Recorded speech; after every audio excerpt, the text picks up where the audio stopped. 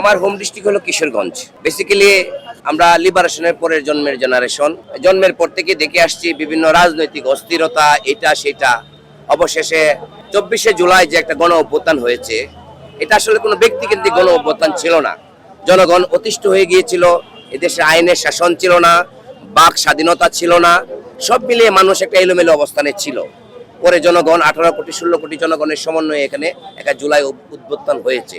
এটার জন্য একটা জুলাই ট্রাস্ট ফান্ড করে এটা আমরা গত বছরই হওয়ার কথা ছিল, ওপেন হওয়ার কথা ছিল, আজকে ওপেন হয়েছে।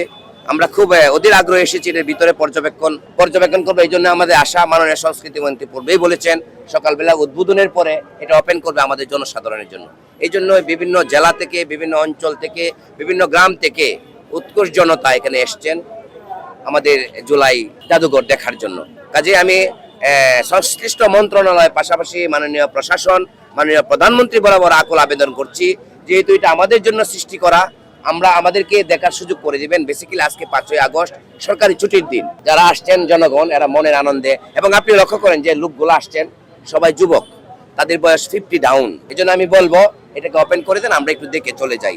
টিকেটের ব্যাপারটা আসলে গভর্নমেন্ট টিকিট ছাড়াও নিতে পারে, টিকিট ছাড়াও দিতে পারে। তবে এখানে যদি অল্প পরিসরে একটা অ্যামাউন্ট ধরা হয় এবং টাকাটাকে যদি প্রপার ইউটিলাইজ করা হয়, যারা যুদ্ধাহত জুলাই যোদ্ধা, অর্থাৎ যুদ্ধাহত জুলাই যোদ্ধার পরিবার, অনেকে শিক্ষিত পরিবার, হাত চলে গেছে, পা চলে গেছে, এটা যদি প্রপার ইউটিলাইজ করা হয়, 50 টাকা 100 টাকা করে যদি টিকিট করাও হয়, আমার কাছে মনে হচ্ছে জনগণ মেনে নিবে। কারণ আমরা জনগণ খুব উদার, আমরা ভালো কিছুর জন্য ভালো কিছু করতে চাই। সরকারের জন্য বার্তা থাকবে, এই জুলাইটা শুধু জুলাইয়ের জন্য যেন না হয়, দেখানোর জন্য যেন না হয়, জুলাইটা যেন মনে ধারণ করেন।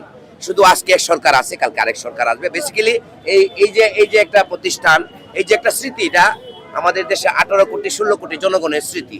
যখন কোনো সরকার বা কোনো রাজনৈতিক দলের সংগঠন ক্ষমতায় বসে স্বৈরাচার হয়ে যাবে, জনগণের কণ্ঠরোধ করবে, বাক স্বাধীনতা নষ্ট করে ফেলবে, আইনের শাসন করবে না, প্রশাসনকে ব্যক্তিগতভাবে ইউজ করবে, তখন ওই রাজনৈতিক দলের লোকজন যখন এখানে হেঁটে এসে দেখে যাবে যে একজন স্বৈরাচার, একজন অগণতান্ত্রিক লোকের পরিণতি কি হয়। এটা জাস্ট একটা এক্সাম্পল, এটা একটা পাটোন্নতির বিবরণ, এটা প্রগ্রেসিভ রাজনৈতিক দলের জন্য, যে জনগণ ইচ্ছে করলে অনেক শক্তিশালী ক্ষমতা দল লোককেও পিছু হাঁটতে পারে অনৈতিক কার্যে লিপ্ত হওয়ার জন্য।